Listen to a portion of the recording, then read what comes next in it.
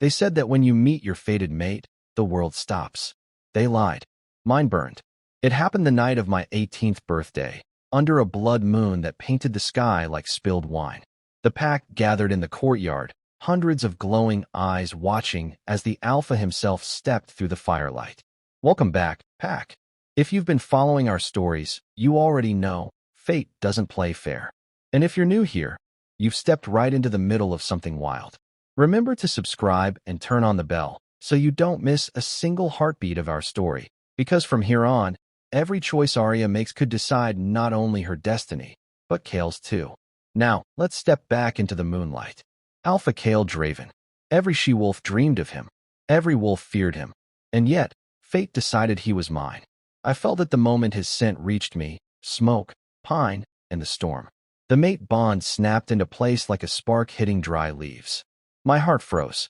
My wolf, the part of me I'd never fully understood, howled inside, whispering his name before my lips could form it. Mate, I breathed, barely a whisper. The crowd gasped.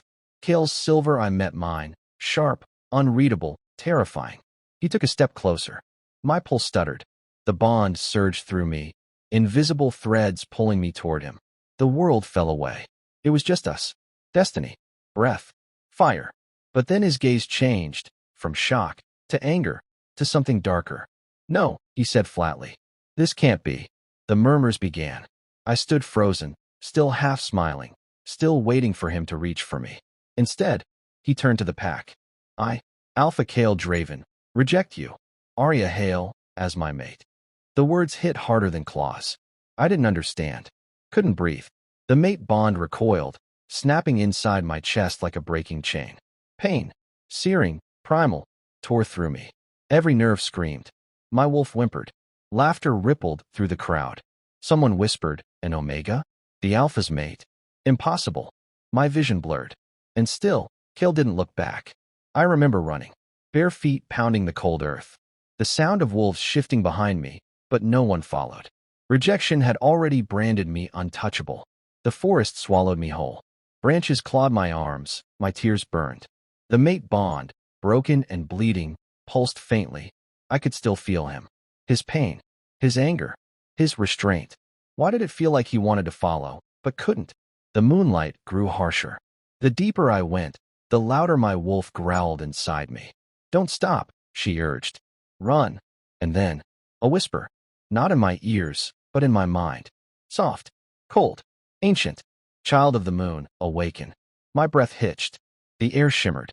Before me, the forest glowed, silver vines twisting across the earth, pulsing like veins of light. A pool reflected the red moon, and when I stepped closer, my reflection wasn't mine. Her eyes, white as starlight. Her voice, mine, yet not. You are not broken, Aria. You are chosen. My knees buckled. Chosen? For what? For power. For vengeance. For love that defies the gods. The ground trembled. Pain flared in my chest. The mate mark that never formed burned, as if something inside me was clawing to escape. I screamed. The sound echoed across the woods, half human, half wolf. When the pain faded, I was no longer cold. My heartbeat was louder. My senses sharper.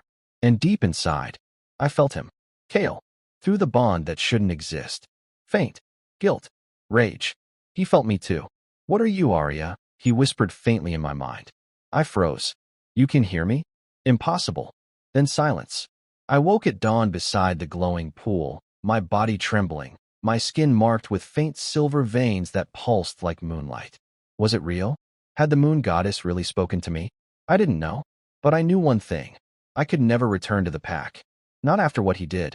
Not after what I'd become. Still, his voice lingered. That cursed telepathic whisper I shouldn't have heard. His pain pressed against my chest like a heartbeat, not my own. So why did he sound afraid? That night, the Crescent Moon pack searched the woods. I watched from the shadows, unseen. Kale led them, his shirt torn, his scent everywhere. When he passed near the glowing pool, he froze, sniffing the air like he felt me. Aria, his voice was rough, uncertain. If you're out there, stay hidden. They're coming. I clenched my fists. He dared to warn me. After humiliating me before everyone? But the mate bond hummed again. I could feel the conflict in him. his wolf howling for me even as his pride forced him away. He rejected me to protect me, but from what? Days passed. I learned to survive. The forest became my world, wild, untamed, and yet strangely alive beneath my fingertips. Animals didn't flee from me anymore. The moon's pull grew stronger.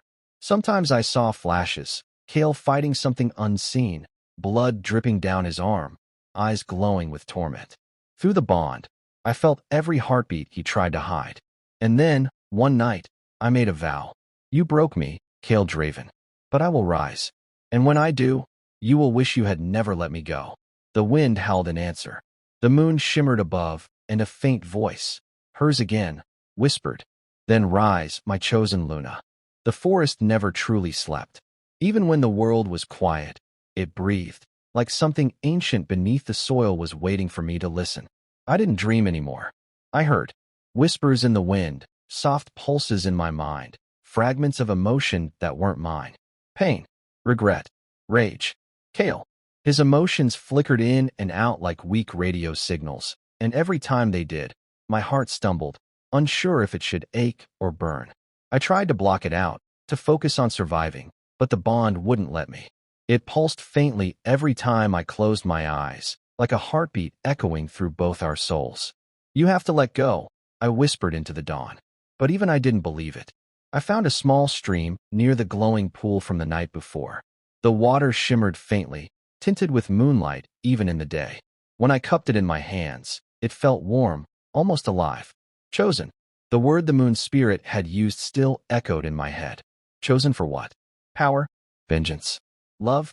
Whatever it meant, I could feel it in my veins now. A hum, like power waiting to be called. The silver glow under my skin had faded, but when I concentrated, it returned, tracing delicate lines along my arms, responding to my heartbeat. The first time it happened, I panicked. The second time, I smiled. Maybe this was what being broken and remade felt like. By afternoon, I heard them again, the pack. Their scent drifted through the trees, heavy with musk and steel. Kale was with them. I knew it before I even saw the shadows moving through the underbrush. Through the faint link, I felt his frustration. His wolf was restless. He'd been searching for me for days. And deep beneath his anger, something else pulsed, fear. Fear for me. Why? I whispered to the air. You rejected me. Why care now? The answer came unbidden, his voice echoing faintly in my head. Not clear, not spoken, more like a thought brushing mine. Because if they find you first, you'll die? I froze. Kale. I breathed. No response. The link went silent, but the dread remained. That night, the forest turned uneasy. Wolves howled in the distance, not from my pack, but deeper, darker ones. Their calls were rougher, angrier. The air smelled wrong, blood and burnt fur. Shadowfawn. Stories said they were ruthless hunters who thrived on chaos. If they were near Crescent Moon territory, it meant war. And if I was out here alone, perfect. I muttered under my breath, gripping the nearest branch like a weapon. But I wasn't as helpless as before. The forest answered when I moved, the wind shifting around me, guiding me. I didn't understand it, but I trusted it. Then, the snap of a twig, a shape between the trees, yellow eyes gleaming. A man stepped forward, tall and scarred, his grin sharp. So the rumors are true, he said. The rejected Luna lives. I froze. Who are you? A friend? Or maybe your future alpha? Depends on how this goes. He moved too fast. I ducked as claws slashed where my throat had been.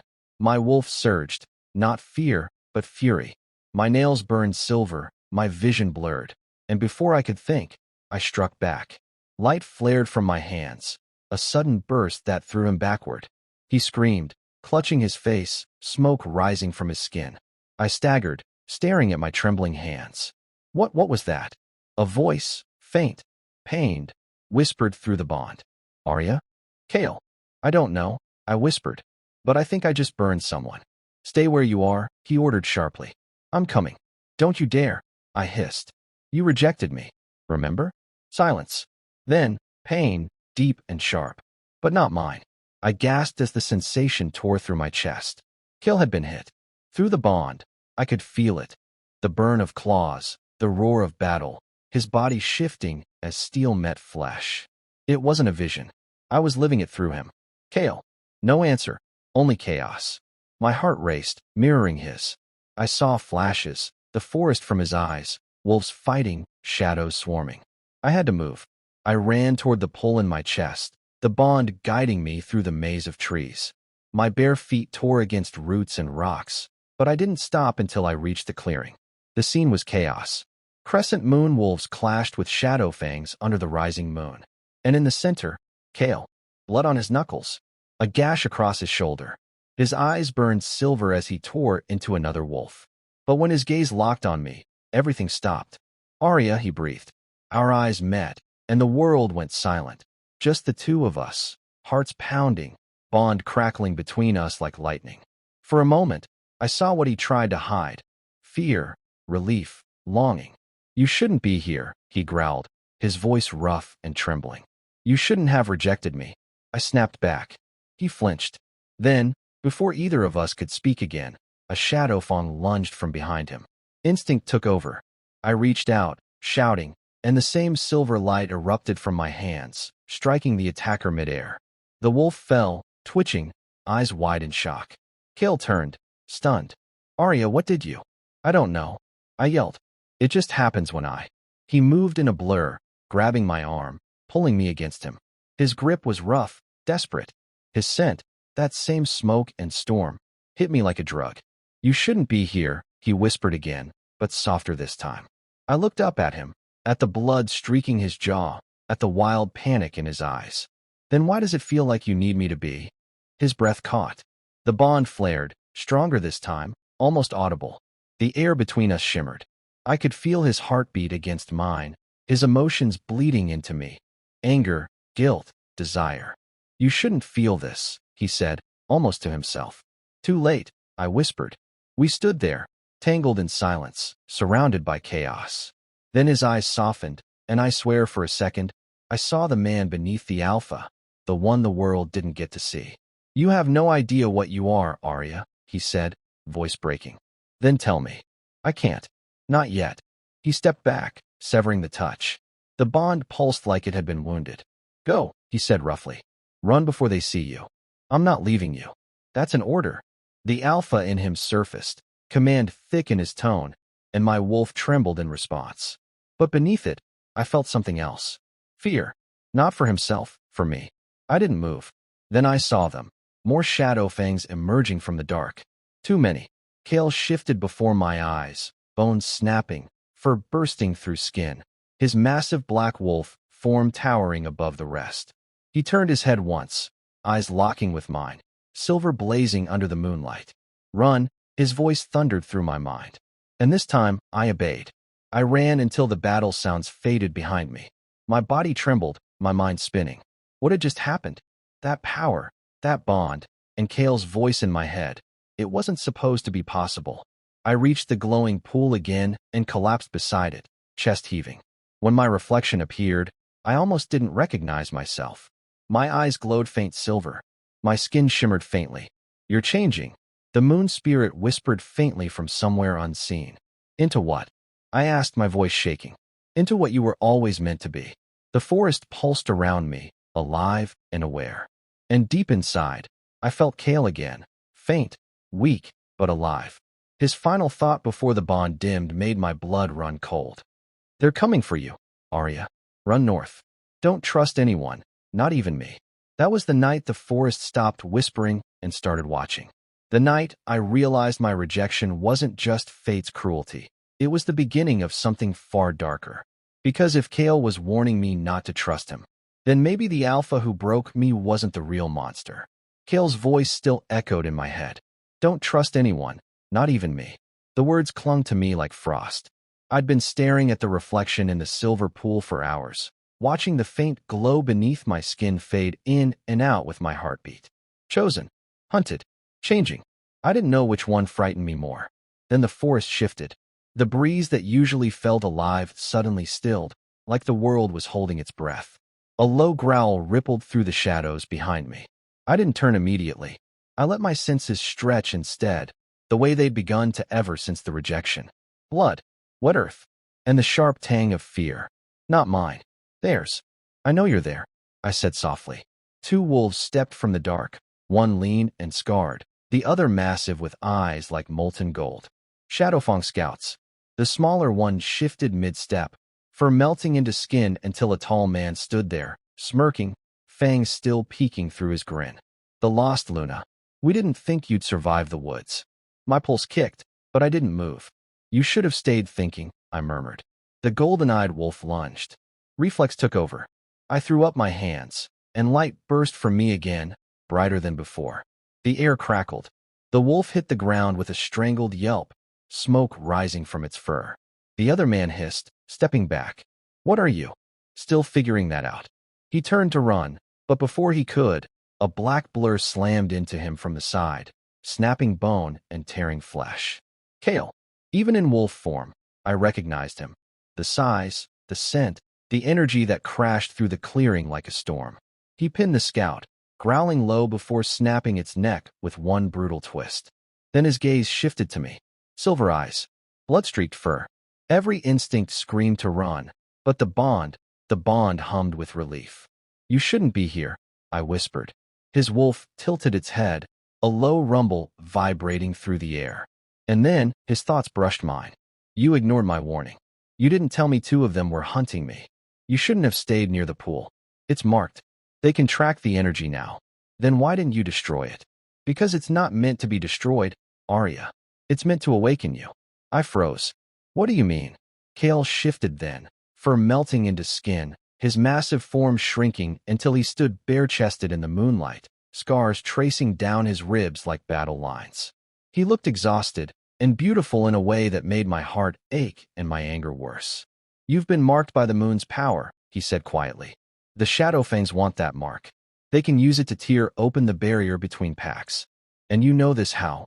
Because I've spent my life trying to stop them. His voice broke on that last word, a flicker of guilt in his eyes.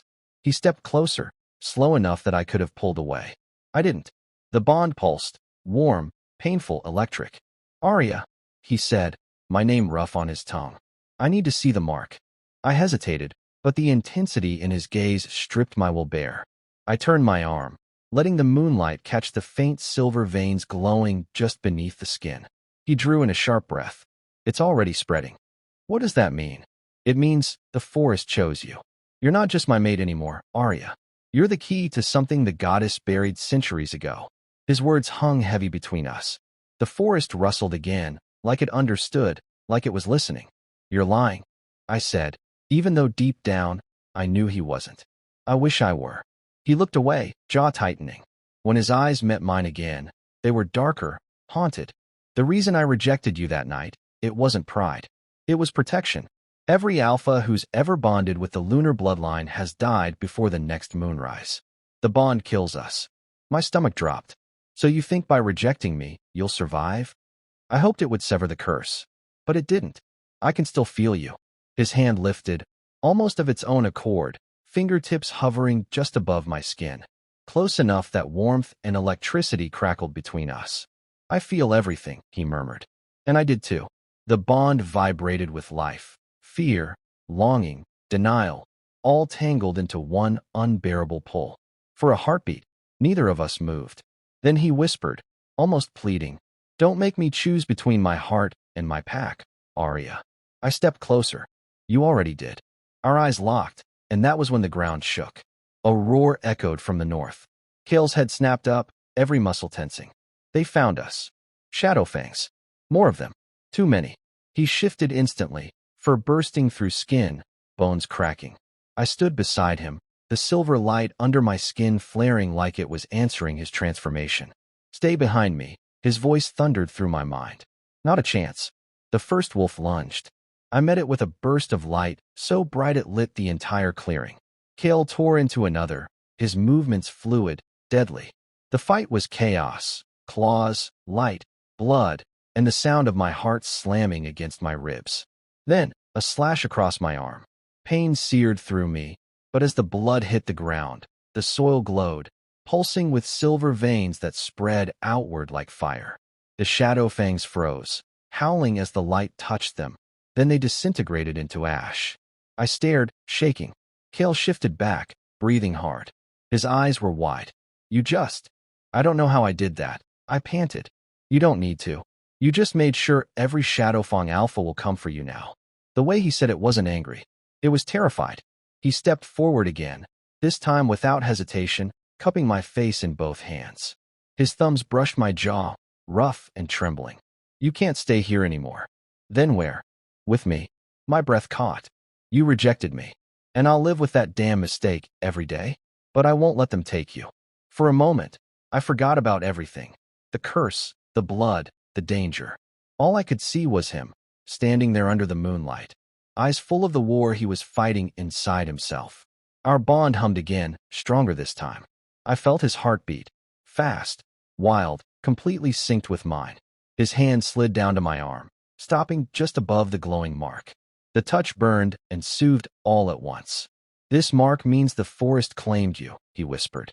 But I'll protect you, even if it kills me. Before I could answer, the sound of distant howls broke the fragile silence. Kale turned, every sense on alert.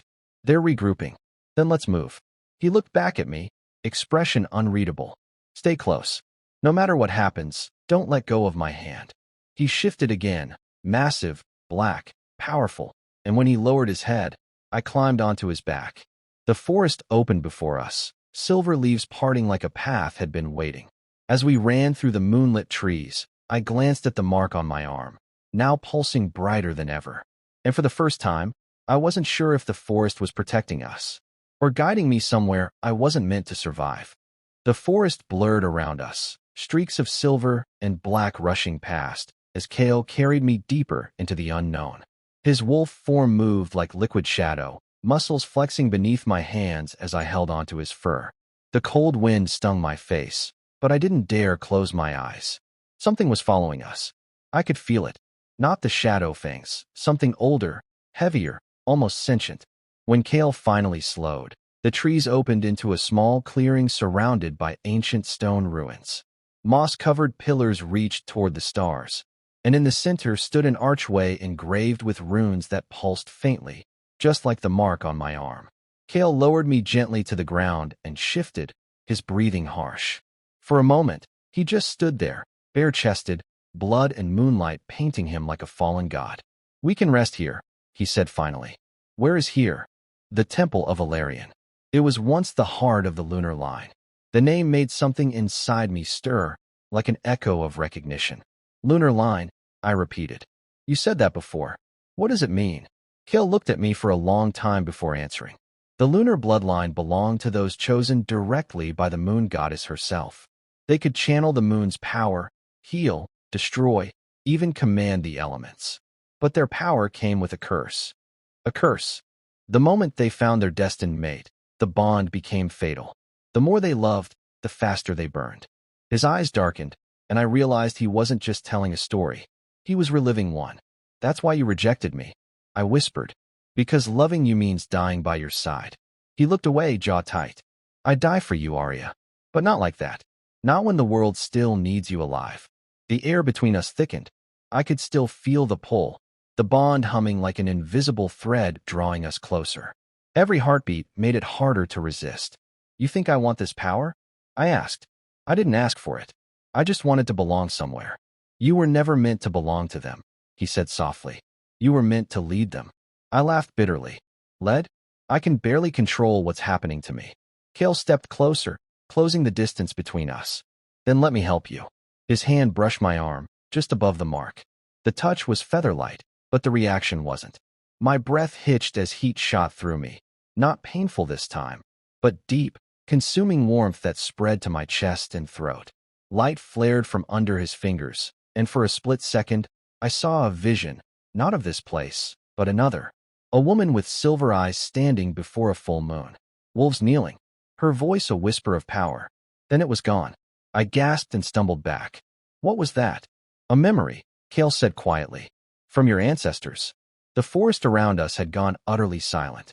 The only sound was our breathing and the low hum from the runes. Kale moved toward the archway, tracing a claw along the symbols. They glowed brighter at his touch. This temple was built by the first lunar queen, he murmured. She bound her power here, waiting for her blood to awaken it again. He turned, eyes locking with mine. You're her descendant, Aria. My knees nearly gave out. That's impossible. You carry her mark. The moon chose you the moment you were born. That's why the Shadowfangs want you. They think if they capture you, they can use your power to resurrect their alpha, the one who defied the goddess. A chill crawled down my spine. So I'm just a weapon to everyone, I said bitterly. Not to me. His words came fast, fierce. He stepped closer again, his scent wrapping around me. Cedar, smoke, and wildness. You're not a weapon, Aria. You're the reason I still fight. The tension between us snapped like a bowstring. I felt my heart hammering against my ribs, every nerve alive. His hand reached up, brushing a strand of hair from my face. The touch lingered, his thumb tracing my jaw, his breath warm against my lips. Kale, tell me to stop, he murmured. I can't. And then his lips found mine. The world tilted. Every ounce of fear and confusion burned away in the heat of that kiss. Desperate, hungry, and years overdue. The bond roared to life between us, light flashing from my mark and his chest, where the faint outline of the alpha crest glowed through his skin. He broke the kiss with a ragged breath, forehead resting against mine. This is dangerous, he whispered. Then we're already lost. The air shimmered again, not from passion this time, but power. The temple runes flared white-hot, and a beam of light shot into the sky. Kale cursed under his breath. They'll see that from miles away. What's happening? You just awakened the temple's call. Before I could ask what that meant, a sharp, ringing sound echoed, like glass shattering in my skull. I cried out, clutching my head as a voice, ancient, female, commanding, filled my mind. Child of the moon, your path has begun. The bond you carry is both your gift and your doom. Kale knelt beside me, grabbing my shoulders. What is it? What did you hear? A voice. She called me her child. The air thickened again. The runes dimmed, leaving only a faint silver afterglow. Kale's expression hardened. Then it's true. The Moon Queen's spirit still guards the line. And now that she's awakened, every dark pack will come for you before the next full moon. I swallowed hard, the weight of it settling deep in my chest. Then we fight. He stared at me, something like pride flickering behind the worry. You're not the same girl I met at the pack gathering. That girl's gone, I said softly. You burned her away. For a moment, his expression cracked. Guilt and longing tangled in his eyes. He reached out again, brushing a tear from my cheek with the back of his hand. I never wanted to hurt you. Then don't. The silence that followed was thick enough to choke on. Then Kale turned, glancing toward the forest. We'll rest here till dawn. Then we head east, toward the Vale River. There's someone there who can help us. Who? An old seer, the last of the lunar priests. I nodded slowly, but as Kale settled near the entrance, half in shadow, I caught the way his eyes flicked to the glowing mark on my arm. Not just with worry, but hunger. Something deep inside him was changing too, and I couldn't tell if it was love or the curse tightening its grip. The first light of dawn found us shrouded in mist. The ruins of the lunar temple glimmered faintly behind us, their power faded but still pulsing faintly beneath the ground, like the heartbeat of something ancient, watching. Kale walked ahead, his stride sure even on the uneven forest path. I followed in silence, the cool morning air sharp against my skin. Every time the breeze brushed the mark on my arm, it pulsed, silver veins glowing faintly beneath my sleeve. I didn't tell him it still hurt. He already blamed himself enough. The forest thinned as we reached the Vale River.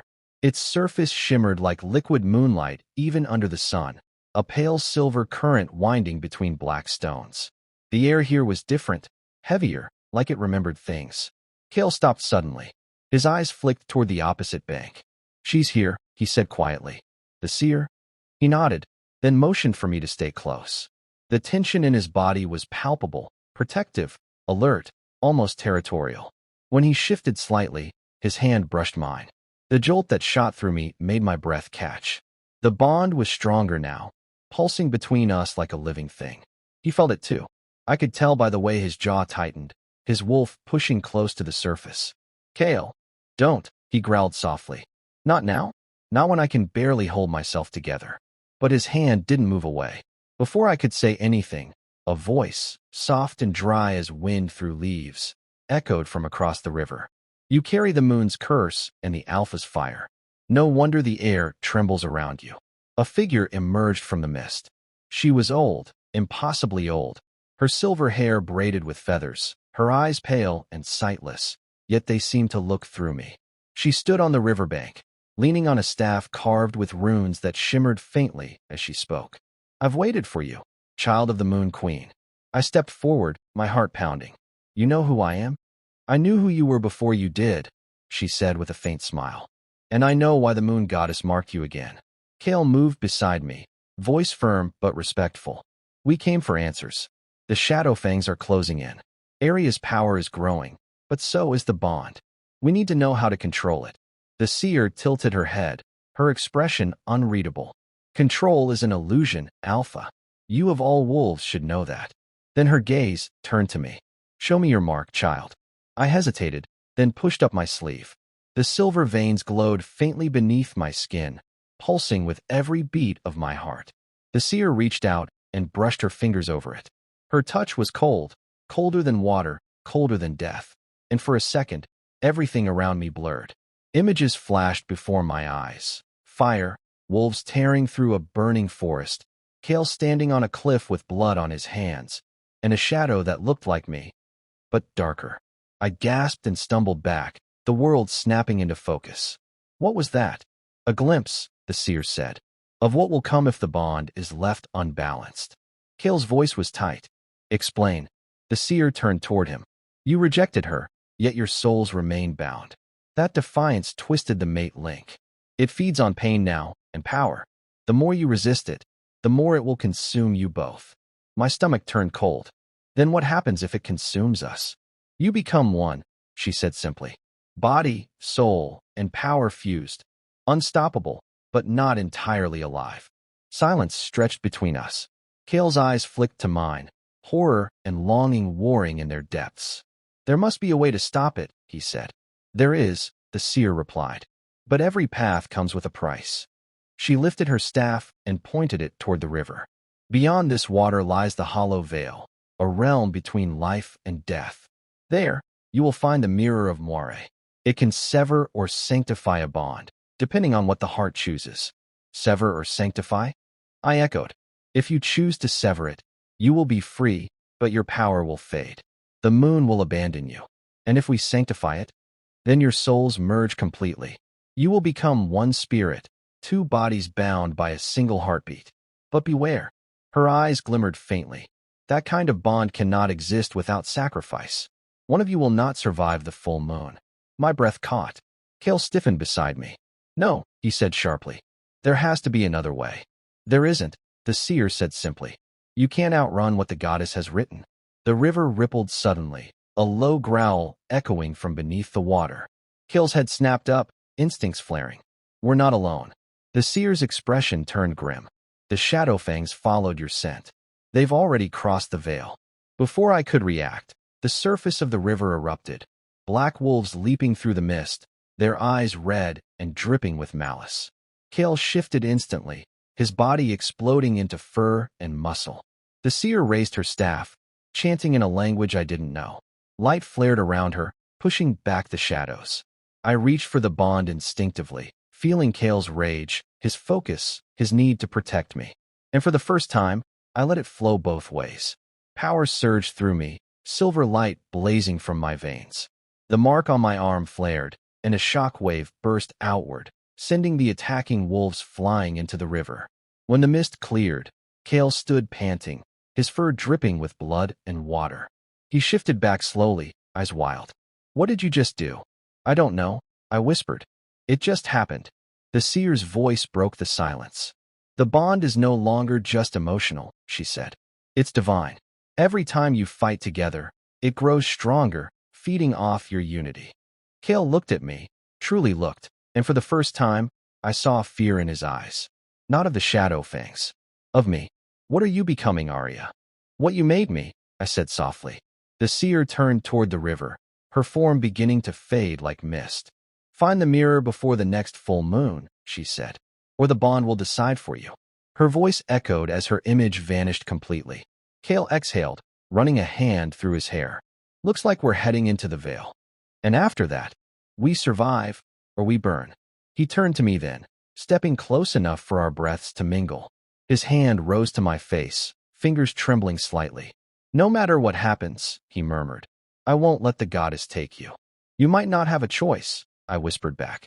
The bond pulsed again, hard enough to make us both gasp. And somewhere in the distance, the moon, though hidden by daylight, pulsed once in answer. The night felt heavier than usual, thick with mist and unshed storms. Kale slept a few feet away, his body half turned toward me even in rest. Protective, restless. Every so often, his wolf surfaced, a low growl rumbling in his chest, as if warning unseen enemies away. But I wasn't looking at the shadows.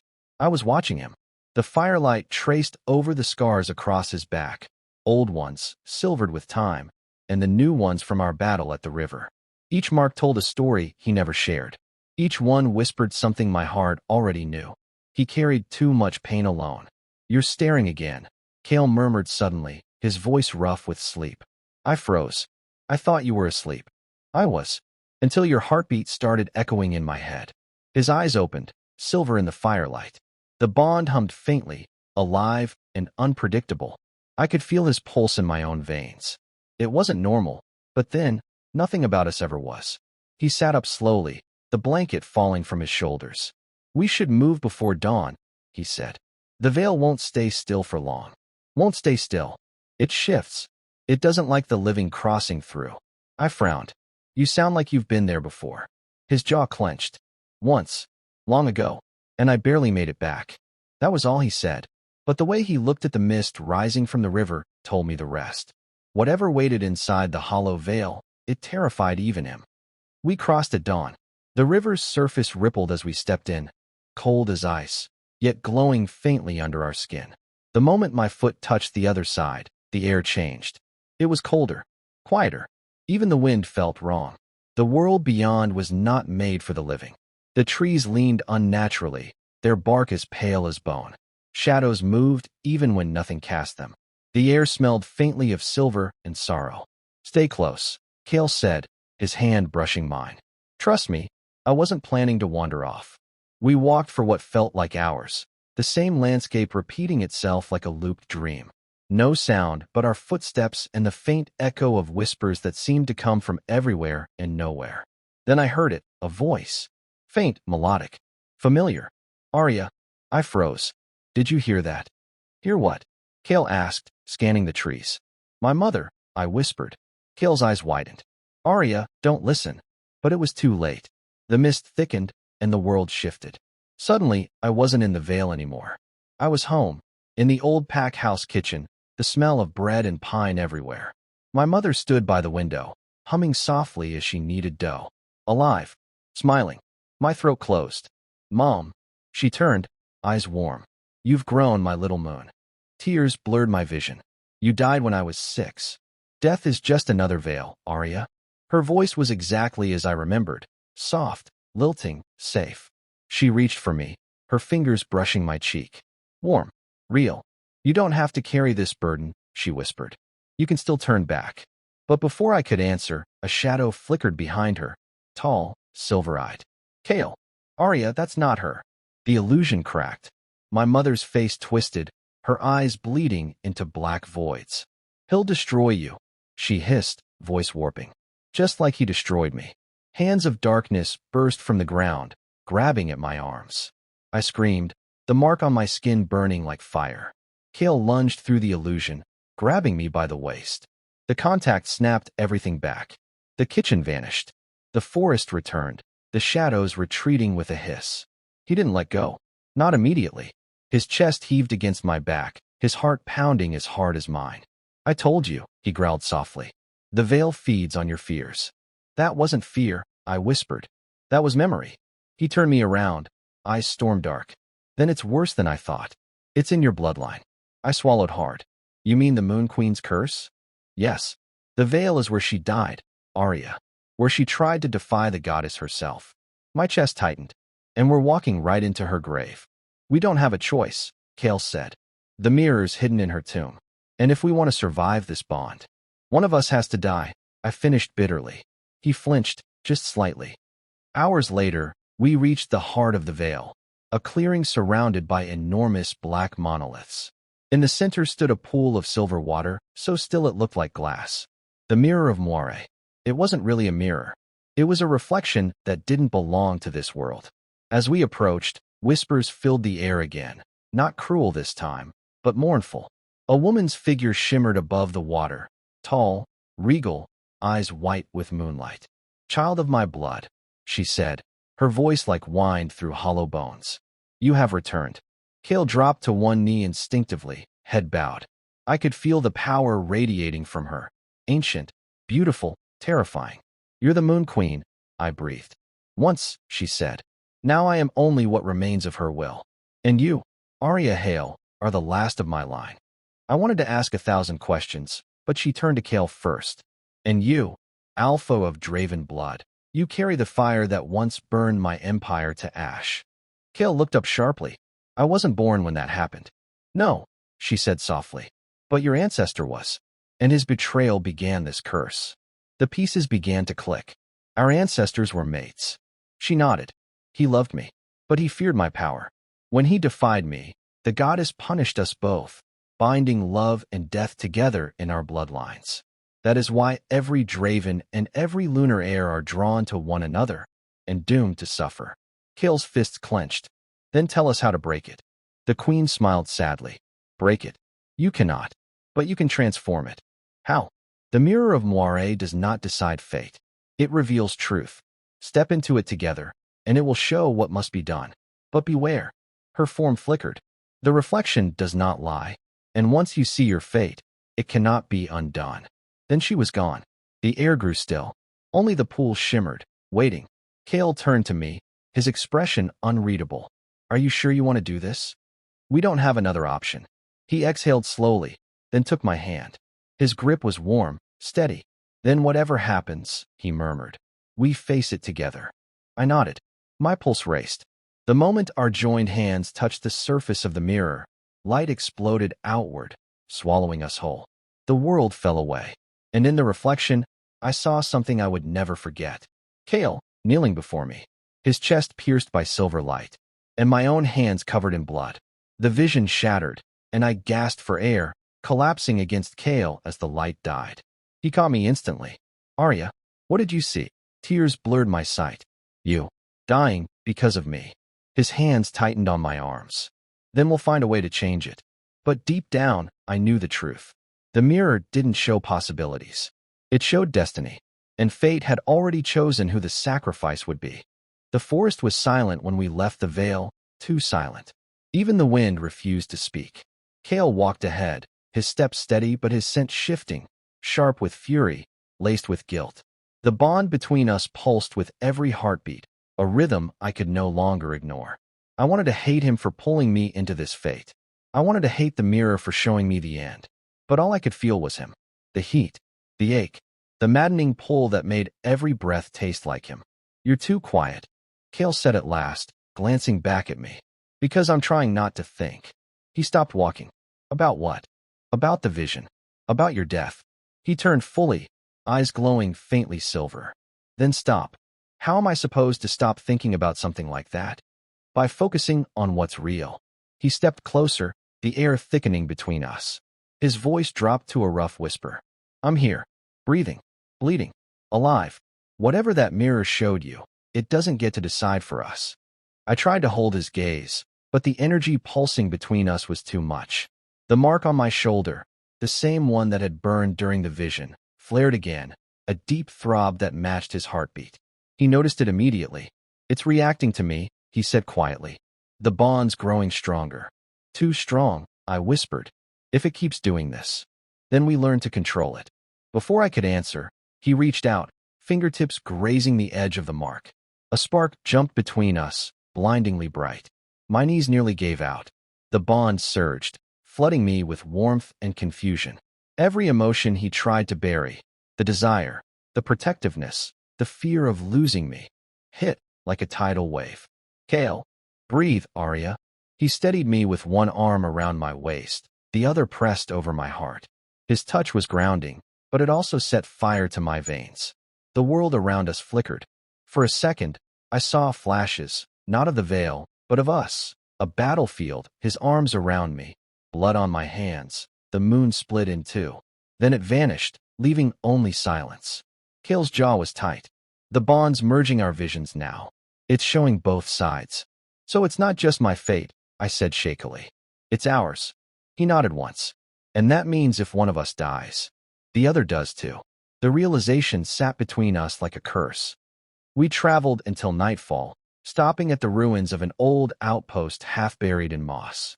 The moonlight poured through broken stone arches, painting his face in silver. He built a small fire while I tried to calm the storm inside me. Every time our eyes met, something in the bond tugged, magnetic, unyielding. You should rest, he said finally. You're the one who hasn't slept in 2 nights. Wolves don't need much sleep. You're not just a wolf, Kale, I murmured. You're half man, half stubborn myth. That earned me a ghost of a smile. And you're half chaos, half temptation. Temptation? I echoed. You know what I mean. His voice had dropped again, low, husky. The firelight flickered across his jawline, catching the edge of a smirk that wasn't quite human anymore. The air changed again, dense with energy. The bond pulsed. I could feel it moving like heat beneath my skin. When he looked at me that way, fierce and torn, I forgot about curses, visions, even fate. All I saw was the man fighting against everything he'd ever believed just to stand beside me. Kale. He crossed the space between us in 2 strides. His hand came up, brushing a stray lock of hair from my face. Every time I get close to you, he whispered, it feels like the world stops spinning. Then don't stop. His breath hitched, the sound of a man torn between restraint and surrender. The moment stretched, too intimate, too dangerous. His thumb traced the line of my jaw, and I swore the world faded out again. But then he pulled back abruptly, exhaling hard. No. If we lose control now, the bond could consume us both. You think the bond cares about control? I shot back softly. He didn't answer, just turned away, raking a hand through his hair. The muscles in his shoulders tensed like a bowstring. I could feel the truth in the bond's hum. The pull wasn't just emotional anymore. It was elemental. The moon itself was feeding off us, binding our power tighter each time we resisted. That night, I barely slept. Every time I closed my eyes, I saw the same thing. Kale standing at the edge of a cliff, the moon bleeding red behind him, whispering my name before falling into darkness. And each time, I woke with his scent still clinging to my skin. By dawn, the ruins were gone. The forest had shifted again, leading us straight into the eastern ridge, the border of the Crimson Territory. Kale stiffened the moment he saw the blood-red sigils carved into the rocks. We shouldn't be here, he muttered. Why? Who lives here? Not who, he said darkly. What? He turned toward me, his expression hardening. Stay behind me no matter what happens. Before I could argue, the ground beneath us began to shake. A roar, deep and guttural, tore through the silence. From the shadows ahead, a figure emerged. Massive, half-wolf, half-shadow, eyes glowing molten gold. Kale of Draven, it growled. You dare return here? Kale's entire posture changed, alpha mode. I don't seek war, only passage. The creature laughed, a sound like broken metal. Then you'll pay the toll. Blood for blood. Its gaze shifted to me. She carries the Moon Queen's mark. Kale stepped in front of me instantly, fangs bared. Touch her and die. The air crackled, power colliding between them. I could feel it. Wild, raw, ancient. But beneath the clash of dominance, something else stirred inside me. The mark on my shoulder ignited again, brighter than ever before. Without thinking, I stepped forward and raised my hand. The creature paused, confused. Silver light shot from my palm, not burning, but binding. It wrapped around the beast like moonlight turned solid. It howled in agony, then dropped to one knee. Kale stared at me, astonished. How did you? I don't know, I whispered. It just answered me. The creature trembled, voice cracking. The Luna blood, it still lives. Kale approached carefully. You will grant us passage. The beast lowered its head, as the moon commands. When it vanished into the mist, Kale turned to me, still breathing hard. Aria, he said quietly, whatever power woke up in you, it's changing everything. I met his eyes, my heart still racing. Maybe it's what we need to survive. Or maybe it's what kills us both. The wind shifted, carrying the faint scent of iron and fire. Somewhere beyond the ridge, I could hear howls, dozens of them. Enemies were gathering. and the bond between us was no longer something we could hide. The air was thicker here, like breathing through smoke and memory. Every step deeper into the crimson territory felt like crossing a boundary no wolf should ever touch. The earth pulsed faintly red beneath our feet, veins of light that looked disturbingly alive. Kale's voice was low and sharp. "Stay close. The spirits here feed on fear. Then they'll starve," I whispered, though my heartbeat betrayed me. He glanced back, and for a second his hand brushed mine, a flicker of contact that shouldn't have meant anything. But it did. The bond flared again, heat rolling through my chest like fire meeting air. I pulled away first. "You're doing it again." "Doing what?" "Acting like you don't feel it." His jaw tightened. "Because if I let myself feel it, Aria, I won't stop." The way he said it, rough, honest, dangerous, made my breath catch. For a moment, the whole forest felt like it was watching us.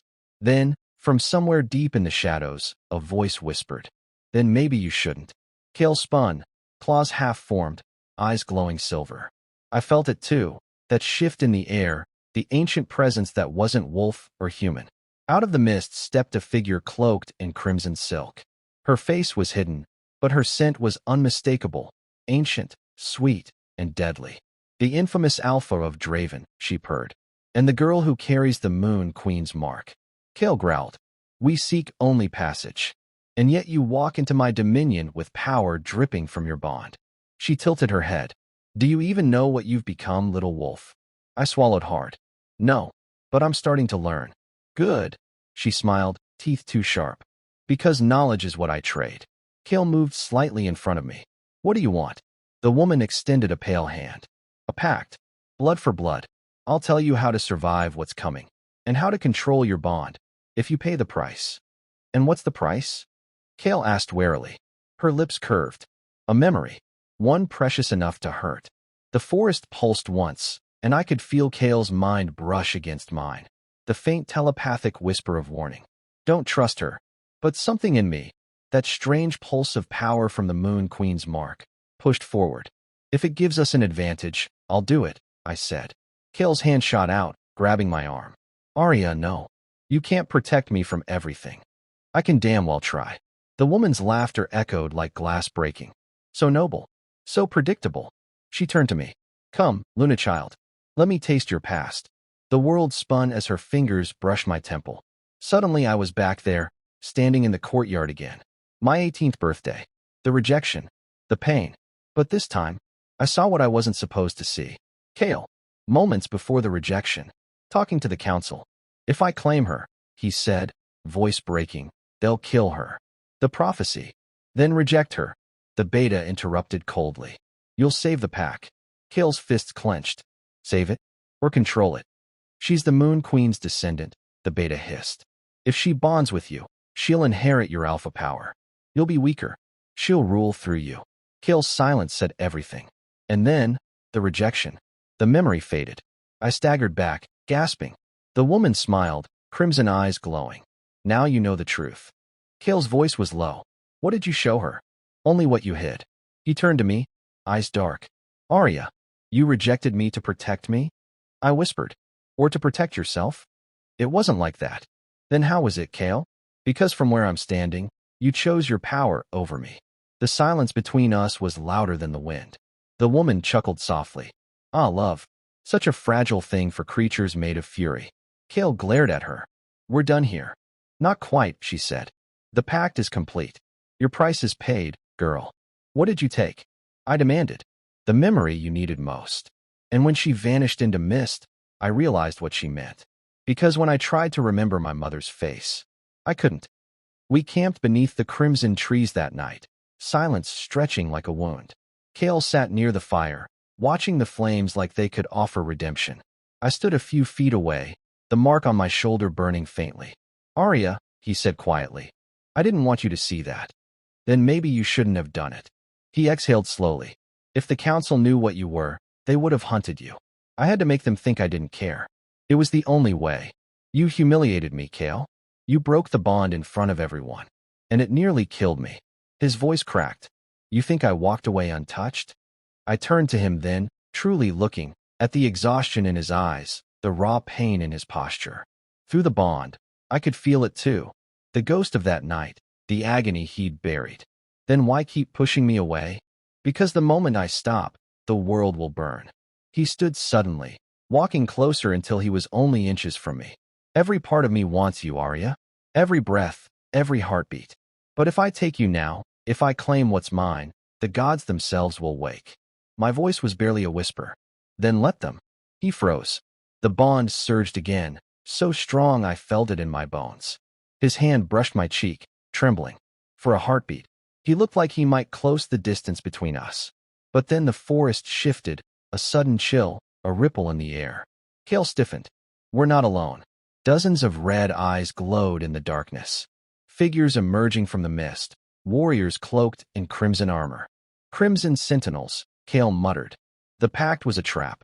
I stepped beside him, silver light already forming in my palms. Then let's spring it.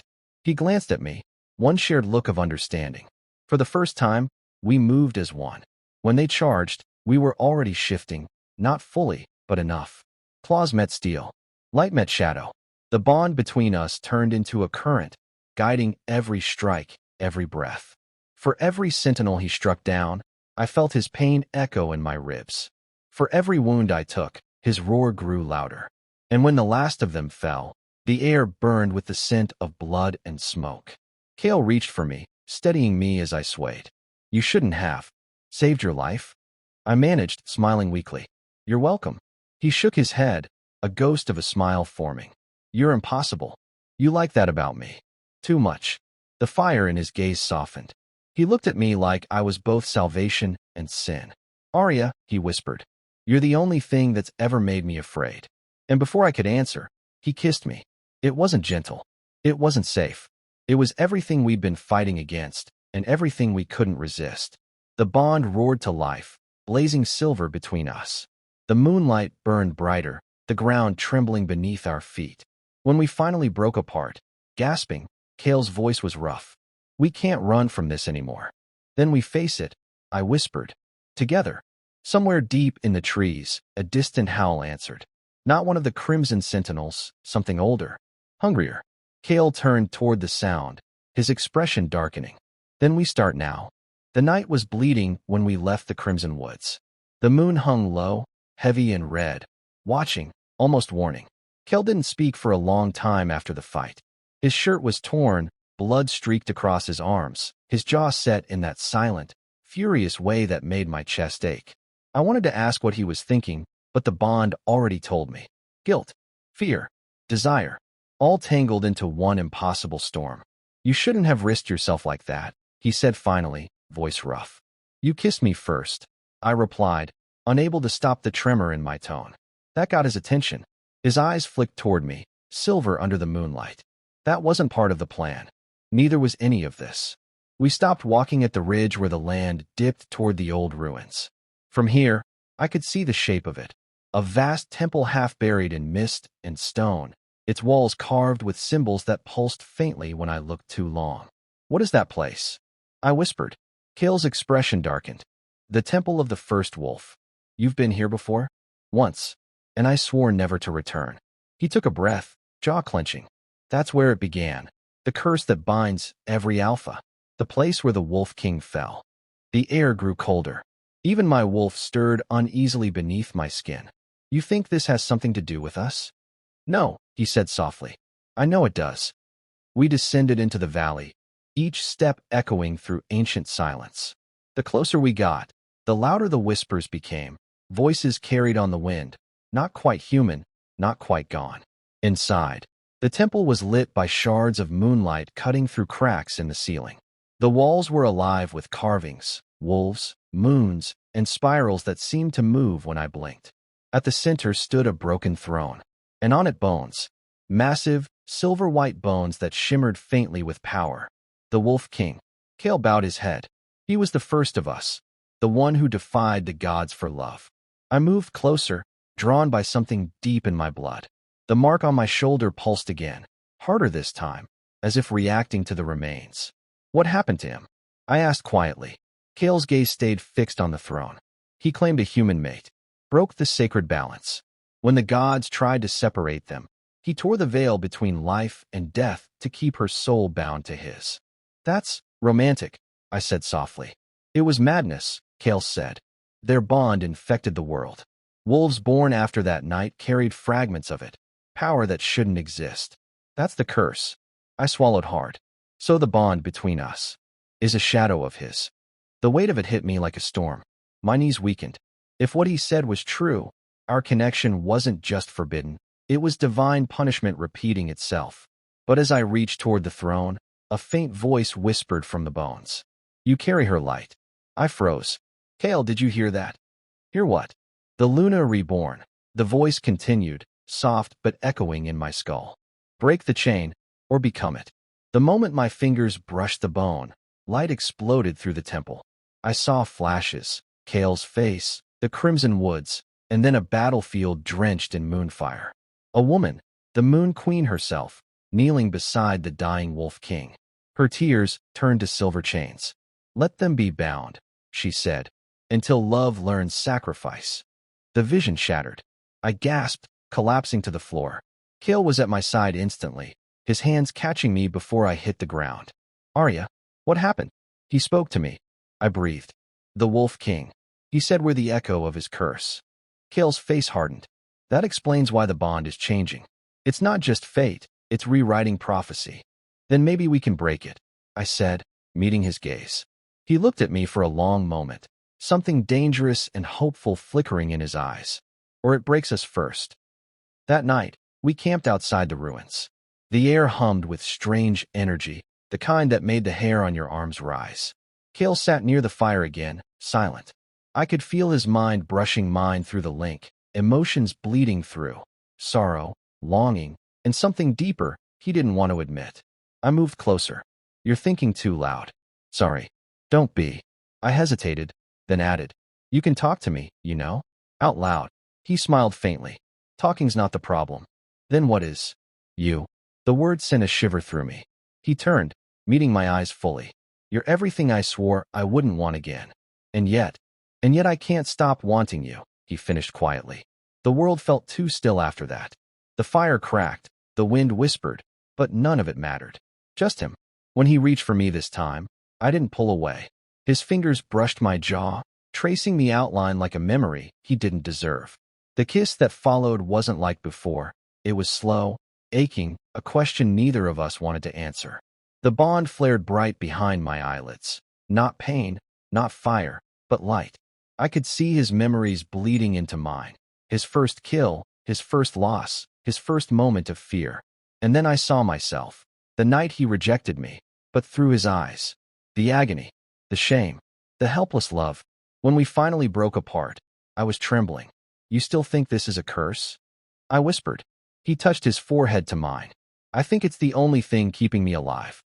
The moment shattered with a low rumble, the earth itself trembling. From the ruins behind us came a pulse of crimson light. Kale rose instantly, eyes narrowing. Something woke up. Out of the shadows crawled figures made of smoke and bone, ghostly wolves with eyes like burning coals. The king's sentinels, Kale muttered. Guardians of the curse. I summoned the light again, silver weaving through my fingers. Then let's see if they recognize their queen. The first wolf lunged. Kale met it midair, claws colliding with smoke. I spun beside him, my light slicing through the mist like a blade. For every one we struck down, two more appeared. The ground cracked beneath us, and from within the temple came a deeper growl, ancient, deafening. Kale shouted over the chaos. He's waking. The bones of the Wolf King were glowing now, pieces lifting into the air, spinning, reforming. Kale, I screamed. We have to go. He grabbed my hand, yanking me toward the ridge just as the temple exploded in a wave of white fire. The blast threw us backward. For a moment, everything went silent. Then, a voice, deep and hollow, filled the night. The bond returns. The curse breathes again. Kale pulled me to my feet, eyes wide with horror. Aria, what did you do? Behind us, in the ruins of the temple, two glowing eyes opened. And the Wolf King, the first alpha, stepped from the flames. He was alive, and he was looking straight at us. You wear her mark, he said to me. And you, his gaze shifted to Kale, bear my sin. The ground split beneath our feet. Power roared through the valley, and I knew, in that instant, that the real war had just begun. The world went still. Even the wind forgot how to move. The figure stepping through the flames looked like something out of an ancient nightmare, in an ancient dream. The Wolf King's eyes burned silver blue, his body both spirit and flesh, a ripple of raw energy that made my own wolf kneel inside me. Kale's hand tightened around mine. His heartbeat thundered through the bond. "Aria," he breathed. "Don't move." As if I could. The king's gaze landed on me first, cold, piercing, endless. It felt like he saw through me. My soul, my light, the mark on my shoulder, all laid bare. "You bear her light," he said, his voice echoing like thunder inside my skull. "Her?" I managed to whisper. "The Moon Queen," he said. "The one who cursed me, and now lives again through you." My breath caught. "That's impossible." "And yet," the king said softly, "you stand before me." He shifted his gaze to Kale, and the air thickened with something primal. "And you are my shadow." Kale's eyes glowed, his wolf rising just beneath the surface. "I am nothing like you," he growled. The king smiled faintly. "No, you're worse. You love without control." Kale stepped forward, his claws half-shifted, his voice low and dangerous. "What do you want from us?" "Balance," the king said simply. "The curse cannot end while the bond burns unchecked. You've reignited what was meant to die." The ground trembled again, the ruins groaning like an old wound reopening. "So what now?" I asked. "You'll kill us." The king's gaze softened for the first time. "Kill you? No, that would defeat the purpose. You are my final chance to set things right." He moved closer, his steps soundless but heavy with energy. Every instinct in me screamed to run, yet something else, deeper, held me still. When he reached out and placed his hand over my mark, the world blurred. Suddenly, I wasn't in the ruins anymore. I stood in a silver field beneath a twin-moon sky. A woman stood ahead, radiant, sorrowful, draped in light. Her face was mine. No, hers. The Moon Queen. "You should not be here," she said softly. "Then why am I?" She sighed, her eyes endless as the sky. "Because he has awoken, and because your heart has already chosen the same path mine once did." "Kale." "Yes," she whispered. "You're Alpha, my king's echo. The bond between you is both curse and key. If you love without restraint, you will doom us all again." "Then what do I do?" "Learn the difference between love and possession," she said. "And when the time comes, choose the world over him." Her voice broke on the last word. The light around her shattered, and I was yanked back into the present, gasping, trembling, Kale's arms catching me as I fell. "Aria, what did he do?" The Wolf King's expression was unreadable. I showed her truth, the same one I once ignored. Kale's growl deepened. "Stay away from her." The king tilted his head, amused. "Protective. I remember that feeling." "You don't know me." Kale spat. "On the contrary," the king said. "You are me, reborn to finish what I began." The sky cracked with lightning. The temple shook again, and from the fissures, crimson mist began to rise, pulsing like a heartbeat. The king's eyes flashed. "The gods are watching." They sensed the bond's power growing again. "You must hide." Kale frowned. "Hide? From who?" "From the High Alphas," the king said. "They serve the old law, to destroy what threatens balance. And your love, boy, threatens everything." He turned to me. "You must go north, beyond the Moonvale Mountains. There lies the heart of the curse. Only there can it end. And if we don't," I asked, "then history will repeat itself, and the world will burn again." He stepped back into the smoke, his body flickering. "You have little time. The moon wanes, and with it, your choice." And then he was gone, nothing but light and ash left in his place. The silence afterward was unbearable. Kale stood still, chest heaving. I could feel his fury boiling through the bond. "He's manipulating you," he said finally. "That's what he does. Kings don't ask, they command." "Maybe," I whispered, "but what if he's right?" "About what?" "About us. About what this bond could do." He turned to me then, eyes glowing like molten silver. "I don't care if the world ends. I won't lose you again." His words hit like a blade, beautiful and terrifying. "Kale." "No, Aria." He stepped closer. "Every prophecy, every curse, they all want to make us choose. But I already have." His hand found the back of my neck, pulling me closer, his breath hot against my skin. If loving you is the end, then let it end. I didn't mean to close the distance, but the moment swallowed us whole. The kiss was desperate, consuming, a collision of everything forbidden. Our bond flared, wild, electric, almost too much to bear. The world itself seemed to tilt. And then, a howl split the sky. Low, deep, and ancient. Kale broke the kiss, eyes lifting to the ridgeline. Figures appeared, dark shapes with glowing gold eyes, moving fast through the mist. Who are they? I whispered. Hunters, Kale said grimly. The high alphas found us. He grabbed my hand. Run. We tore through the trees, the forest alive with the sound of pursuit, claws, howls, the crackle of fire and magic. Every heartbeat felt borrowed. The bond between us burned hotter, urging me to match his pace, his rhythm, his desperation. When we reached the riverbank, Kale turned sharply. Go. Not without you. He growled. I said go, Aria. A shadow lunged from the trees. One of the hunters, faster than the rest. Kale met him midair, the impact shaking the ground. I tried to help, light gathering in my palms, but something yanked me backward. Cold fingers, a scent of steel and moonfire. Found you, a voice hissed. A woman stepped from the mist, tall, radiant, eyes white as frost. She wore armor of silver and a crest shaped like a crescent. Who are you?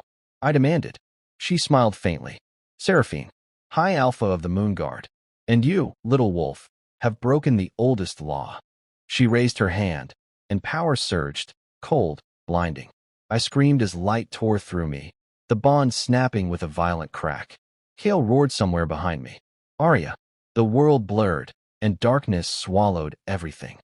When I opened my eyes again, I was lying beneath strange stars. The forest was gone. Kale was gone. And carved into the ground beside me were glowing words, in the Wolf King's language. To find him, you must break yourself first. My pulse pounded. The bond was faint, flickering, distant, but I could still feel him. Somewhere far away, alive, angry, and coming for me. When I woke, everything smelled like frost and silver. The ceiling above me shimmered faintly, carved with runes that pulsed like stars. I lay on a stone slab draped in white fabric, my wrists bound by bands of moonsteel. The air itself hummed with enchantment, cold and ancient.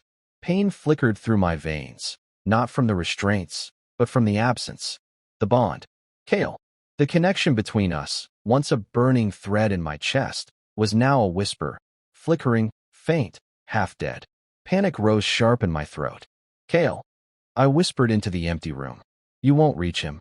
The voice came from the shadows, smooth, calm, and cold as glass.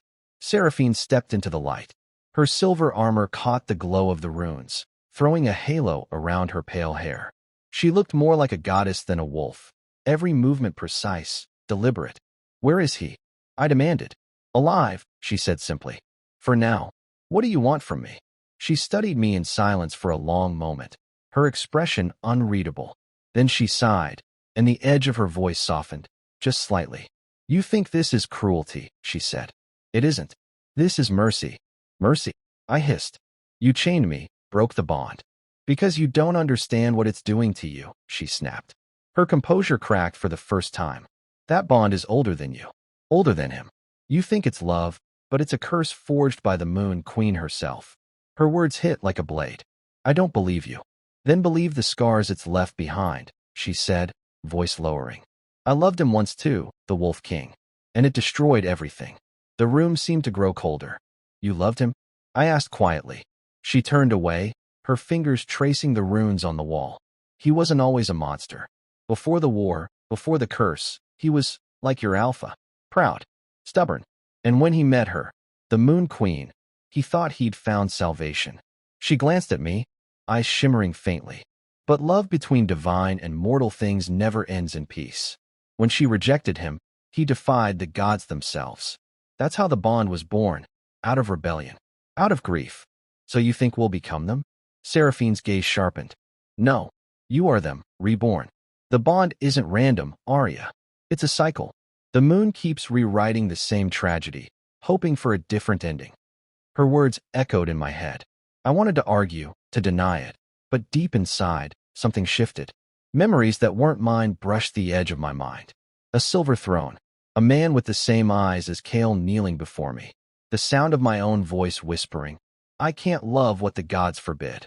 I gasped, heart hammering. Seraphine saw it. "You remember, don't you?" I didn't answer. "That's why I can't let you near him again," she said softly.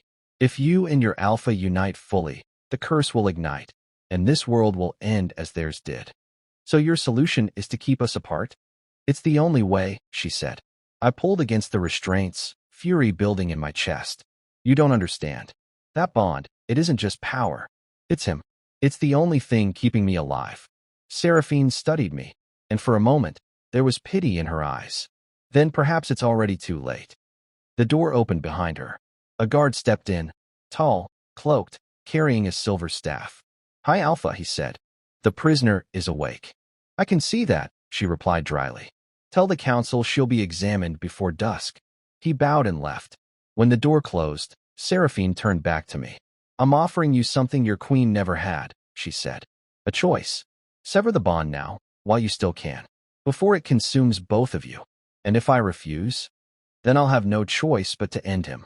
The words hit me like a physical blow. The bond flared, weak, but alive, a pulse of rage and pain that wasn't mine. "You'll regret it," I whispered. She smiled sadly. "I already do." Then she turned and walked away, the sound of her armor echoing like a heartbeat fading down the corridor. For a long time, I just sat there, wrists aching, chest burning, the silence around me pressing in like fog. Then I closed my eyes and reached inward, toward him. At first, there was nothing, just static, pain, darkness. Then, faintly, a sound, a growl, a whisper. "Aria?" My heart jumped. "Kale, where are you?" "Don't know. They're moving me. Chains, silver ones. I can barely." His voice broke off with a snarl of pain. "Kale, don't let them take it from you," he said hoarsely. "Whatever happens, don't let them sever it. Promise me." "I promise." Then the link flickered out, the silence returning, cold and cruel. But I was smiling now, because he was alive, and that meant I could fight. Hours passed. The runes on the walls shifted, glowing brighter as dusk fell. When the guards came for me, I didn't resist. I needed to see where they were taking me, to understand how this place worked. They led me through corridors carved from crystal and stone, past windows that looked out over floating towers bathed in moonlight. The whole fortress seemed suspended above the clouds, beautiful, sterile, terrifying. At the center was a chamber shaped like a crescent moon. Runes covered every inch of the floor, pulsing with cold light. Seraphine stood there, her hands raised, magic gathering around her like mist. "Bring her," she commanded. They forced me to my knees. "You could end this pain," she said softly. "All you have to do is let go." I met her gaze, steady. "You think pain will make me surrender? You don't know me at all." Her jaw tightened. "Then I'll make you remember." She touched her staff to my mark. Agony exploded through me, but beneath it, something else stirred. A whisper, a heartbeat. Kale's. The bond flared, burning through every barrier she'd built. I screamed, light pouring from my body, silver fire tearing through the runes on the floor. The guards fell back, shielding their eyes. "What is this?" one shouted. Seraphine staggered, eyes wide. "Impossible." The power surged higher, and I saw him. Not Kale, but the Wolf King, standing beside me in spirit form, his eyes blazing with fury. "You should have left her alone," his voice thundered. The walls cracked. The air split. When the light faded, the runes were gone, shattered. The guards were unconscious. And Seraphine lay on the ground, staring up at me with something between awe and fear. "You," she whispered. "You are her." I stood, chains falling from my wrists, the mark on my arm burning like a second sun. "No," I said softly. "I'm not her. I'm what comes next." I turned toward the door, my voice steady now. "And I'm going to find him." The night I escaped the Moonguard fortress, the sky was bleeding. A crimson halo crowned the moon, heavy, alive, whispering through every breath I took. The blood moon. It had come early. Too early. I ran through the shattered gates, my bare feet slapping against marble slick with silver dust. Behind me, the fortress burned, runes collapsing, guards shouting, the echo of Seraphine's voice calling after me. "You can't outrun destiny, Aria." Maybe not, but I could damn sure make it chase me. The mountain air hit me like ice. The cold bit into my skin, but the mark on my arm burned hotter than fire. Each pulse was a heartbeat I knew too well. Kale. He was alive, and closer than before.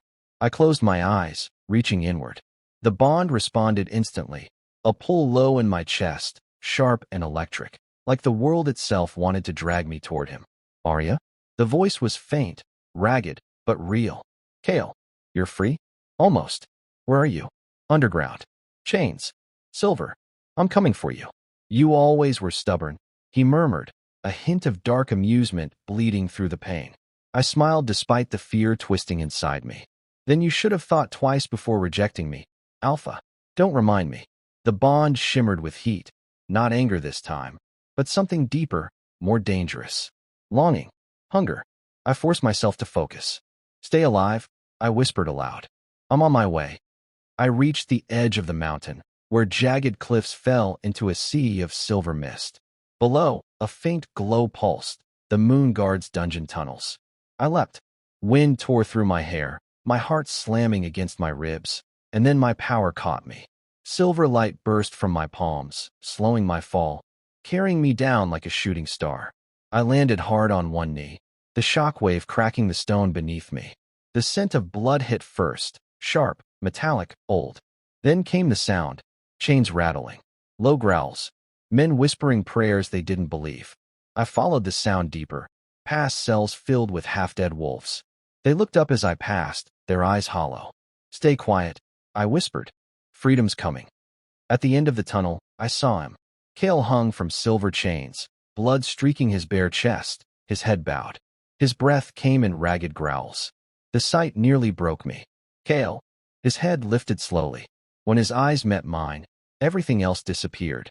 Even in pain, even half-broken, he looked like a god, all strength and defiance. Took you long enough, he rasped, lips twitching into a faint smirk. I almost laughed. Then I saw the burns on his wrists and fury replaced every other emotion. Who did this? Doesn't matter. You're here. He tried to stand, but the silver hissed, burning his skin. I reached for him instantly. Don't. I'm not leaving you. I pressed my hands to the chains. They were cold as death, alive with runic magic. But the moment my power flared, the silver sizzled and cracked. Light poured from my fingers, and with a sound like thunder, the chains shattered. Kale fell forward into my arms. His skin was scorching hot, his pulse wild. The moment our bodies touched, the bond surged, a violent rush of energy, pure and raw, like the universe exhaling. He groaned softly, his breath ghosting against my neck. You shouldn't have come here. You knew I would. He looked up, eyes glowing faintly. I was counting on it. The air between us thickened, heat, power, and everything we'd tried to resist. When his hand cupped the side of my face, my heart nearly stopped. His thumb brushed my lower lip, slow, reverent, dangerous. You still don't understand what you're doing to me, he murmured. Then show me. The words were out before I could stop them. Kale's breath hitched. His control slipped. The bond pulsed once, twice, and then everything exploded. Not with lust, but with light. Our marks ignited, our energies colliding in a storm of silver and crimson. Symbols spun in the air around us, old magic rewriting itself in real time. He stumbled back, eyes wide. What did you? I didn't do anything. The ground shook violently. Runes flared across the ceiling, burning red as the blood moon's glow bled through the cracks. The moon, Kale said, his voice low. It's reacting to us, or warning us.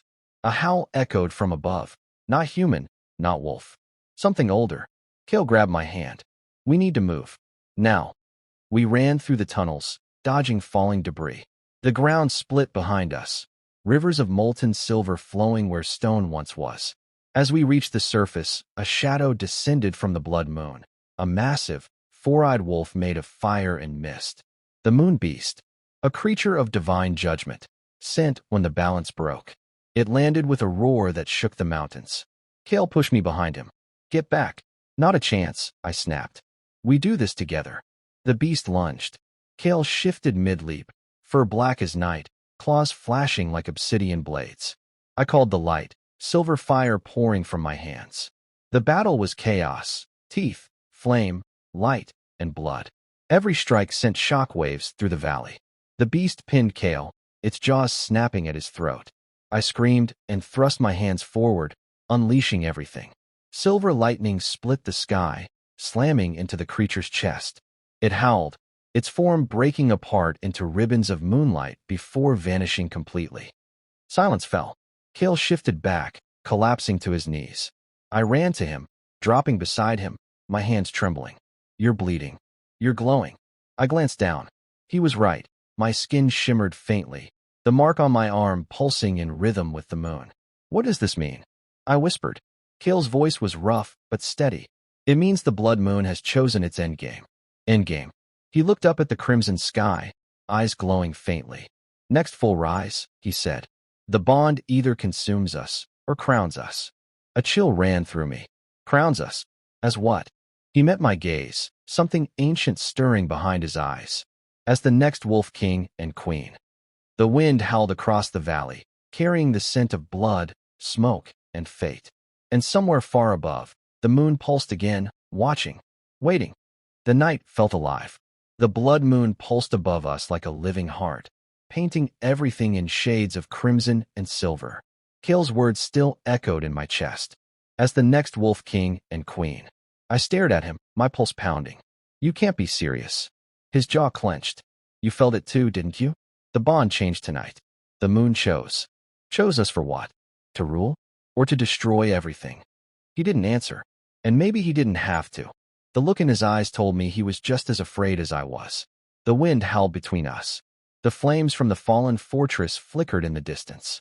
I could feel the pull of the bond tightening, like invisible chains dragging us closer. "Kale, don't," he whispered, stepping back. "Not now." "Why?" "Because it scares you." He laughed under his breath, dark and rough. "Because it consumes me, Aria. Every time I look at you, I lose another piece of control. And if I lose it all, then what?" I challenged softly. He met my gaze. "Wild, desperate, beautiful. Then the world burns." He turned and began walking toward the ridge, muscles flexing under the torn remnants of his shirt. The blood moon's light painted him in red, and for a moment, I saw what he meant. Power radiated from him, ancient, dangerous, primal, and it answered something inside me. My pulse throbbed in my mark. My senses sharpened. The air shimmered faintly, and I realized with dawning terror. My reflection in the pool beside me wasn't entirely human anymore. Silver light coiled beneath my skin, and faint outlines of a crown, made of moonlight, shimmered above my head. "Kale," I whispered, voice trembling. "Something's happening." He turned, eyes widening. "Your aura, it's merging with the moon's." "I can feel it," I breathed. "It's like it's rewriting me. Then we have to stop it before." He froze mid-sentence, nostrils flaring. His head snapped toward the forest. "They're coming." Before I could ask who, a dozen shadows emerged from the mist. Moonguard soldiers, their armor cracked but their determination burning bright. At their front stood Commander Theron, Seraphine's right hand. "By order of the High Seer, you are to be taken alive," Theron called out. "Both of you." "Alive," Kale muttered, shifting his stance. "Usually means tortured later." "Then we'll save them the trouble," I said, raising my hands. The runes along my arm flared. The air trembled. Power flooded through me, but it wasn't like before. It wasn't wild. It was precise, purposeful. Kale's eyes met mine briefly, and he smiled. "Then let's dance, my queen." The fight was chaos, silver fire against shadow blades, howls echoing through the valley. Kale moved like darkness itself, a blur of claws and muscle. I followed his rhythm, every strike in sync, our bond amplifying every movement. At one point, a guard's blade grazed my shoulder. I gasped, not from pain, but from the power that erupted from the wound. Light burst outward in a shockwave, sending enemies flying. When the dust settled, the valley was silent again. The moon guards lay scattered, groaning or unconscious. Kale stood beside me, chest heaving, blood dripping from a cut on his jaw. His eyes glowed faintly red. "You felt that too," he said quietly. I nodded. "It wasn't me. It was us. The Queen's power," he murmured. "It's awakening." We moved into the shadows of the forest, finally stopping beside a crumbling stone ruin. Moonlight filtered through cracks in the roof, soft and eerie. Kale sank against a wall, breathing hard. You should rest. So should you. Alphas don't rest. Then maybe you should try being something else for once. He glanced up, smirking faintly. Like what? A man who lets someone take care of him. The words hung there, soft and dangerous. I didn't mean to step closer, but I did. Didn't mean to touch his jaw, but my fingers found the cut anyway. He caught my wrist gently, eyes locking onto mine. You shouldn't look at me like that, Aria. Like what? Like you still want me. Maybe I never stopped. He went still, every muscle tense. The air around us changed, thick with the kind of silence that hums just before a storm. You know what happens if we give in? He whispered, voice low. I don't care. You should. Then make me. Something snapped in his gaze, a wall breaking, a truth surrendering. He pulled me close, and for a heartbeat, I felt his breath brush against my lips. The bond roared to life between us, pulling tighter, hotter, louder. But just before our lips met, a crack of thunder split the air. The moonlight flickered. The ground trembled. Kale shoved me aside as a spear of pure light slammed into the earth where we'd stood. When the glow faded, a figure stood there, tall, cloaked in white, her silver eyes blazing with divine fury. Seraphine, you think you can defy the moon, little one? She said, voice echoing through the ruins. You think love makes you free? It makes me stronger, I shot back. She smiled coldly. Then prove it. The blood moon's glow deepened, and suddenly the air itself was on fire. Kale growled, shifting halfway, claws bared. Aria, run. No. You can't fight her. Watch me. Silver light erupted from my body, forming wings of pure moonfire behind me. Seraphine's expression flickered, just once, before hardening again. So it begins, she whispered. The awakening of the Wolf Queen. The ground shattered beneath us. The forest burned. The moon screamed above. And as power and fury collided, I realized one terrifying truth. This wasn't a battle to survive anymore. It was the beginning of the end. The world had turned to fire and storm. The earth split beneath my feet as the blood moon bled its fury across the sky. Lightning clawed through the clouds. The air trembled with voices, whispers of wolves long dead, chanting, warning, mourning. And in the middle of it all stood Seraphine, radiant and terrible. Her power filled the ruins like divine smoke. Every breath scorched. Every heartbeat hurt. You were never meant to exist, Aria Hale, she said, voice echoing like 100 bells. You are a flaw in destiny, a creature born of rejection and defiance. I stepped forward, my power flaring in answer, silver light threading through my veins. Then maybe destiny needs rewriting. She smiled faintly. And you think you're the one to do it? No, I said quietly. We are. Kale's growl rumbled beside me. He stood tall despite the blood dripping from his jaw, his silver eyes locked on Seraphine. If you want her, he snarled, you'll have to go through me. Gladly, Seraphine whispered. The ground shattered. Kale lunged, his wolf half fully emerging now, black fur rippling, claws slicing the air. Seraphine raised her hand, summoning spears of light. I felt the bond surge between us, his rage feeding my strength, my energy feeding his. The air pulsed. The ruins shook. Left, I shouted in his mind. He dodged just in time, the spear grazing his shoulder. You're thinking too loud, he growled back. You're welcome. We moved together like we'd been fighting for centuries, every motion a perfect rhythm of rage and trust. But Seraphine was no ordinary foe. With every attack we blocked, she became faster. With every wound she took, the moon seemed to heal her. You can't kill me, she hissed. I am the moon's will. Then maybe it's time for the moon to choose again. I shouted. I raised my hands, and the light within me erupted. For a moment, the world turned white. The storm paused. Even Seraphine froze. The glow around me formed the faint outline of a wolf. Enormous, spectral, ancient. Her voice whispered inside my mind. Child of two fates. The moon's wrath and the wolf's mercy. You must choose. My heart pounded. Choose what? To destroy her, or save her? Seraphine screamed, sending another wave of divine fire crashing toward us. Kale roared, shielding me with his body. The flames hit, but instead of burning, they split apart, forming two paths of light spiraling around us. Aria, Kale gasped. Do it. But I hesitated. Because behind Seraphine's eyes, through the hatred and pain, I saw something else, sorrow. You were chosen once too, weren't you? I whispered. She froze, the fire dimming slightly. Chosen and forgotten, she breathed. The goddess abandoned me. I was her vessel, her voice. And when she found you, she cast me aside. I felt it then, the deep loneliness beneath her rage. The same wound that lived inside me once. Then we're not so different. Her jaw trembled. Don't pity me. I'm not. I'm offering you something the moon never did, forgiveness. The power in my chest shifted, no longer burning but glowing softly, warmly. The spectral wolf beside me howled, and the storm began to calm. Aria, what are you doing? Kale demanded. Ending this my way. I reached out, letting my light touch Seraphine's.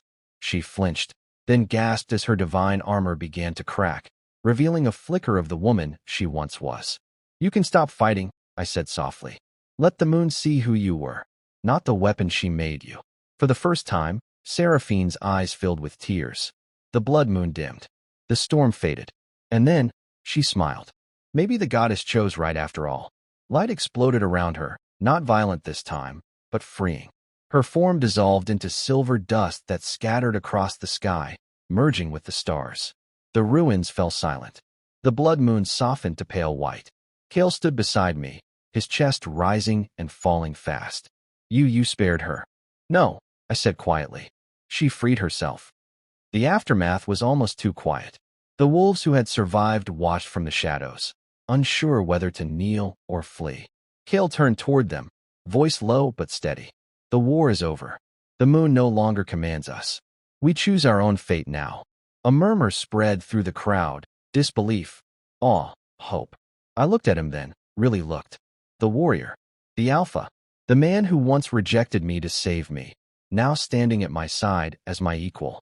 You know what they'll call you now? I teased softly. He arched a brow. What's that? The Wolf King.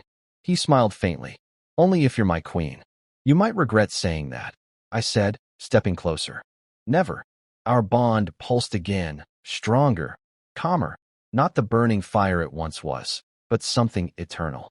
When his hand brushed mine, I didn't pull away. The air shimmered faintly, our power humming together in perfect balance. What now? I asked. Now, he said, glancing at the rising moon, we rebuild. That night, we stood beneath the quiet sky. The stars above shimmered with faint traces of Seraphine's dust. The forest whispered softly, at peace for the first time in centuries. Kale wrapped his arm around me, his warmth grounding me in the stillness. You changed everything, he murmured. No, I said, resting my head against his chest. We did. The mark on my neck glowed faintly, and through it, I heard the soft echo of the moon's voice, gentle this time. The Wolf Queen rises not from power, but from mercy. The night ended not with thunder, but with peace. And for the first time since that cursed birthday night, I finally believed I wasn't rejected. I was reborn. The moon was fading, not setting, dying. It had been weeks since Seraphine's fall, yet the sky above the crescent lands had begun to dim. The glow that once bathed our world in silver light now flickered like a candle at its end. The wolves whispered that the moon goddess was gone. Some said the world was healing. But I could feel the truth, deep, cold, and heavy in my chest. The bond between the moon and the wolves was breaking. And with it, Kale and I were breaking too. Kale stood on the balcony of the fortress we rebuilt together, his silhouette framed by the pale horizon. His voice was quiet, but his heartbeat echoed through the bond like a distant drum. You can feel it too, he said. Every night, I admitted. The bond's thinning, like the moon herself is pulling away. He turned to face me, his eyes shadowed with exhaustion and something deeper, fear. The elders say if the moon dies, our kind dies with it. Then we find a way to stop it, I said. We always do. This time, it's not an enemy, he murmured. It's destiny unraveling. His words chilled me, but I refused to believe that the power that created us could be the one to destroy us. That night, the dreams returned.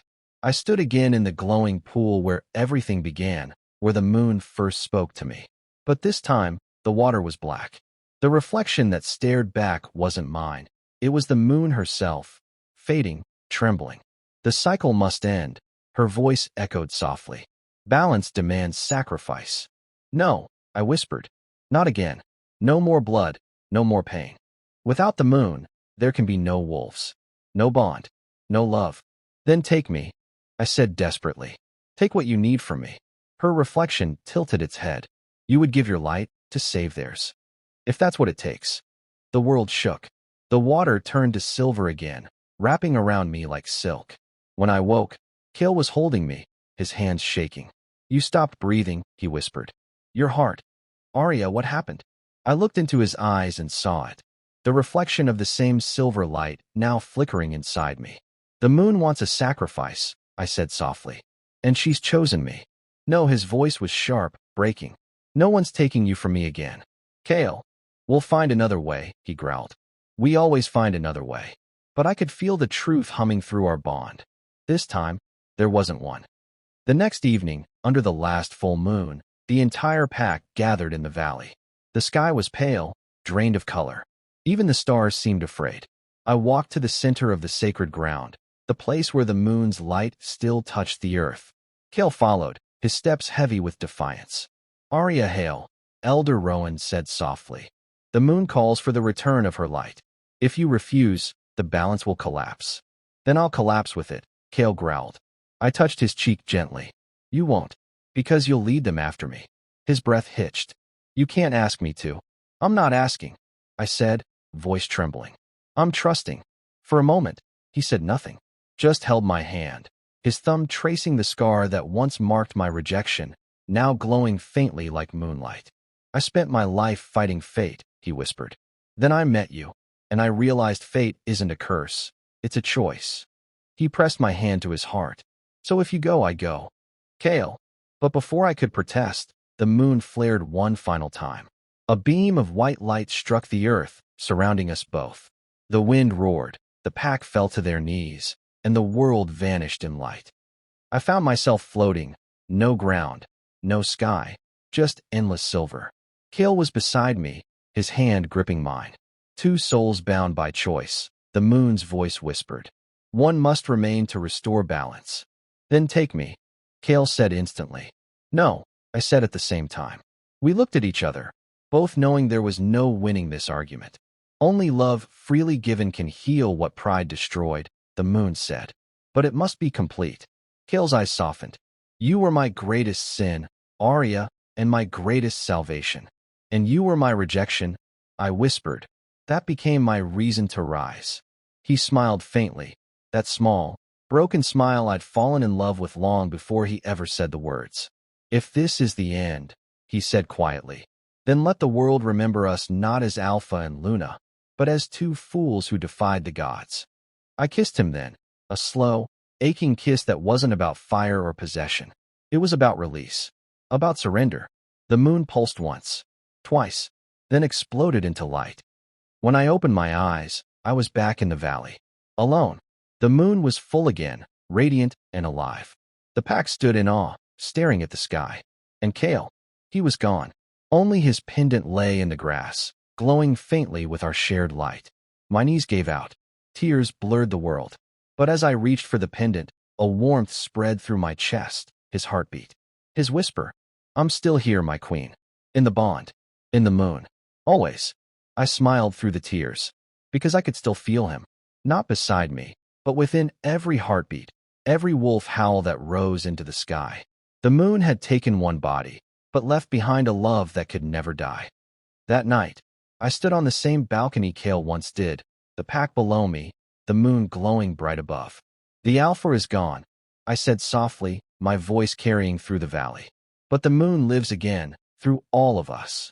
They bowed their heads, and for the first time in centuries, peace truly settled over our world.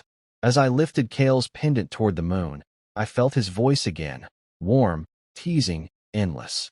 Told you we'd always find another way. I laughed softly, tears shining. You did, my love.